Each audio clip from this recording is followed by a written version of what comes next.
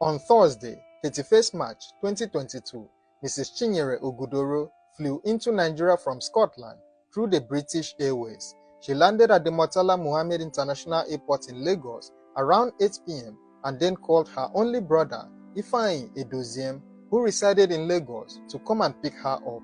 Ifeanyi picked up his sister from the airport and then drove to her house at Abule Ado.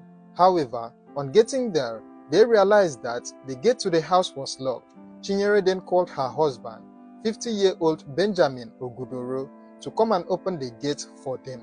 When Benjamin saw his wife's Nigerian phone number popping up on his phone screen, he was surprised because normally they communicated through WhatsApp, since international calls using the Nigerian phone number were very expensive. After he had picked up the call, he expressed his surprise and concern about why she chose to call him instead of their usual mode of communication using WhatsApp. That was when the wife dropped another surprise by asking him to come and open the gate, that she was outside. It turned out that Chinyere had kept her plan of returning to Nigeria a secret from her husband. She never informed him that she was coming back, and the reason for her being this careful was very valid, as you will soon get to know. However, unfortunately for her, even though she kept a tight lip about her temporary visit to Nigeria, the fact that she booked the flight and also landed in Nigeria on that Thursday night would forever remain not just the biggest mistake of her life, but also a major regret in her family. After Benjamin answered the call, he told his wife that he wasn't at home and that he would call their tenant to open the gate for them. According to Benjamin, he was surprised that his wife flew into the country without informing him. He claimed he perceived the act as one of those instances where a wife would make a surprise visit with the intention of catching the husband in a compromising state, such as with another woman. Nevertheless, Benjamin claimed he rushed back home immediately after the call. On arrival, he discovered that his wife and brother-in-law were already inside the house. Benjamin hugged his wife and also took some of the luggage inside. Some minutes later, Chinyere received a phone call.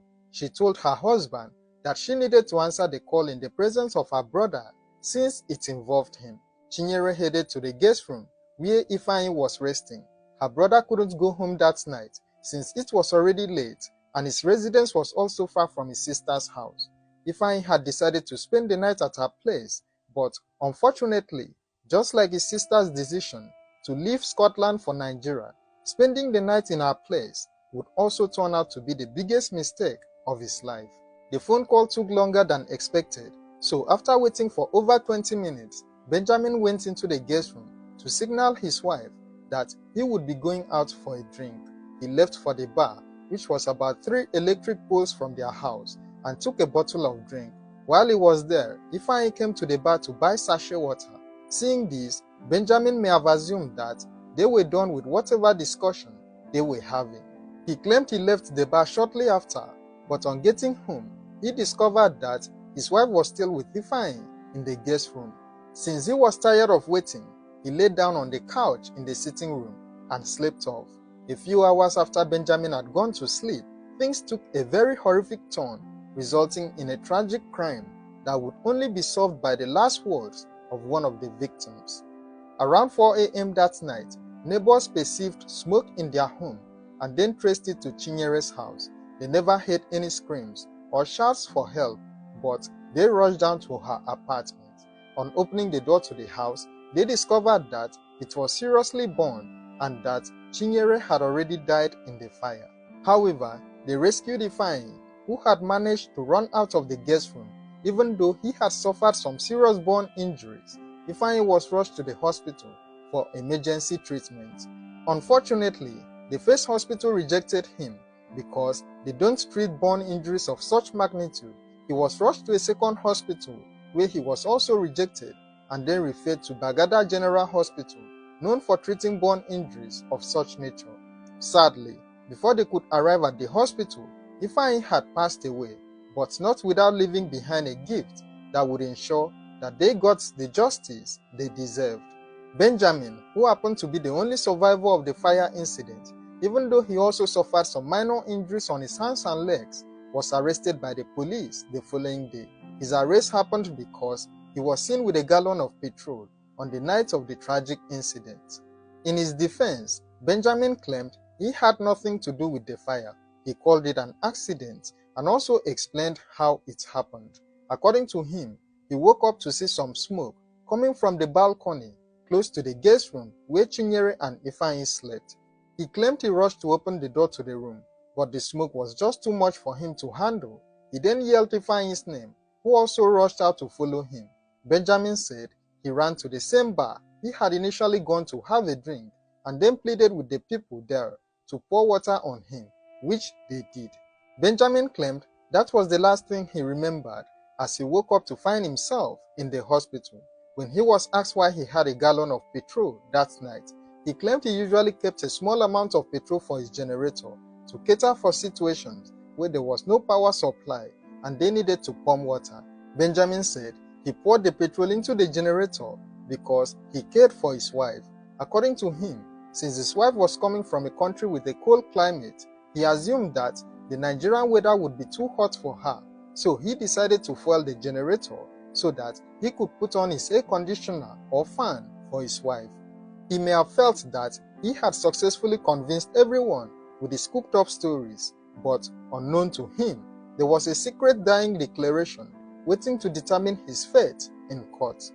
Mrs. Chinyere Ogudoro was a 48-year-old banker from Imo State. She had been married to Benjamin for over 10 years and also had 4 children together. Chinyere was doing well for herself even before she left Nigeria. They used to live in a rented apartment before she gathered money to buy land in Abule Ado, where she built her house. In 2017, Chinyere secured a student visa to study for a master's degree at a university in Glasgow, Scotland. She completed her program and was awarded a master's degree in international business management. Chinyere's student visa allowed her to bring her 4 children and husband to Scotland. She set up a home in Glasgow and also formed her own management consultancy company in the city after her graduation. She succeeded in bringing her 4 kids and husband over to Scotland. However, for unknown reasons, Benjamin decided to return to Nigeria and stay back. After some time, Chinyere got information that her husband was trying to sell her house in Lagos without her permission. Benjamin couldn't sell the house because it was registered under his wife's name, who was also the rightful owner. He was said to have become furious as to why Chinyere would register the house under her name alone. After hearing about this, Chinyere decided to return to Nigeria to speak with Benjamin regarding his illegal attempt to sell her house. For this reason, she decided to keep her travel decision a secret from her husband, hence the surprise when Benjamin found out that she was at the gate. When asked why he attempted to sell his wife's house without her permission, Benjamin claimed the idea of putting the house for sale came from his wife.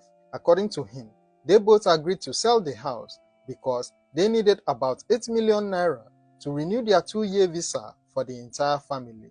He said they didn't have the required funds, so they needed to sell the house since they had already relocated to Scotland and it would no longer be useful to them. Benjamin claimed he didn't have any misunderstanding with his wife and that he had sent 300,000 naira to her just a week before she returned to Nigeria. Benjamin also explained that he had no reason to hurt Ifeanyi, who was his wife's only brother.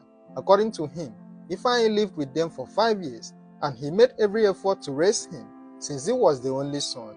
He said he paid for Ifeanyi's certification and also secured an internship placement in Lagos for him. Benjamin claimed he did all this to ensure that he was well raised so that his children could be proud of their uncle. Ifeanyi was 31 years old and at the time of his death, his wife was said to be pregnant with their 2nd child. When asked why he chose to remain in Nigeria instead of joining his family in Scotland, Benjamin claimed he needed to put things in order at his consulting firm before joining his family. He said he needed to get a manager to oversee his firm before he left for Scotland. Chinyere and Ifeanyi's tragic death was too painful for the family to handle as their mother eventually passed away due to the pains of losing 2 children in one day.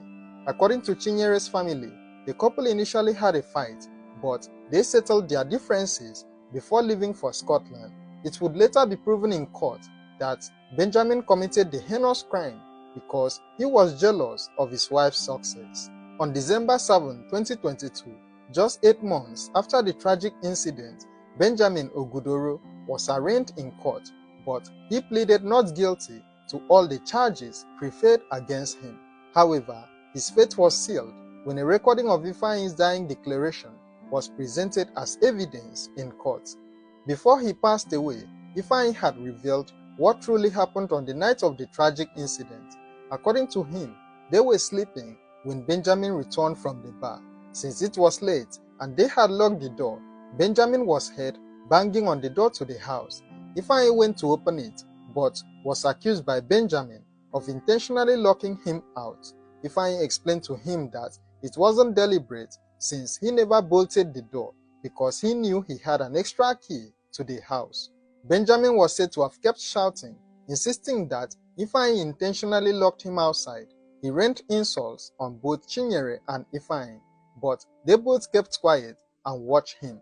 Benjamin later left the room, only to return after they had fallen asleep. He poured petrol on them and then committed the unthinkable act, after which he ran out of the house. Ifeanyi managed to escape from the fire, but could not save his sister. It was believed that the minor injuries sustained by Benjamin were a result of petrol that had spilled on him.